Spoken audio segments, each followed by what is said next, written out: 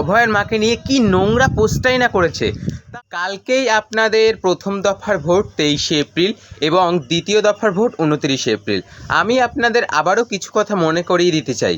ভিডিওটা প্রচুর পরিমাণে শেয়ার করুন, কারণ এই ভুল যদি মানুষ আবার করে, দ্বিতীয়বার ভুল করলে কিন্তু আর কোনো সুযোগ নেই, কারণ এটাই হচ্ছে লাস্ট চান্স, এটাই শেষ সুযোগ। তাই কালকে ভোট 23শে এপ্রিল। আপনার মেয়েকে যেন না শুনতে হয় যে 8টার পর বাইরে বেরোনো যাবে না।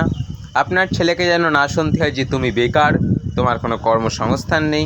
আমাদের রাজ্যে যেন কর্মসংস্থান ফিরে আসে, আমাদের রাজ্যের নারীরা যেন নিরাপত্তা পায়, এটা আমাদের সুনিশ্চিত করতে হবে 4ই মে।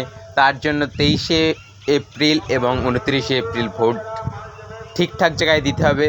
আর আপনারা জানেন কোন প্রতীকটা ঠিকঠাক, তাই এখনও সময় আছে, ভেবেচিন্তে ভোটটা দিন। আমি আপনাদের একটা ফেসবুকের পোস্ট দেখাতে চাই। কোনো সিপিআইএম নেতা অভয়ের মাকে নিয়ে কি নোংরা পোস্টটাই না করেছে। তার মুখ দেখে কোনো এইরকম পোস্ট করা সম্ভব? আমার মনে হয় তাকে অবিলম্বে গ্রেপ্তার করা উচিত। এত সাহস পায় কোথা থেকে? তার মেয়ের সাথে যেটা করা হয়েছে তার মার সাথেও কি সেটা করা হবে? এই হুমকি দেওয়া হচ্ছে। ছি, লজ্জা লজ্জা এইসব। অভয়ের মাকে নিয়ে এরকম নোংরা পোস্ট ভোটের আগে মানুষ জবাব দেবে। যে সিপিআইএম পার্টির একটা সিট নেই রাজ্যে, পুরো শূন্য শূন্য থেকে শুরু করে মহাশূন্য হয়ে গেছে, সেরকম নেতারা যদি এরকম পোস্ট করে, সেটা সত্যি লজ্জার।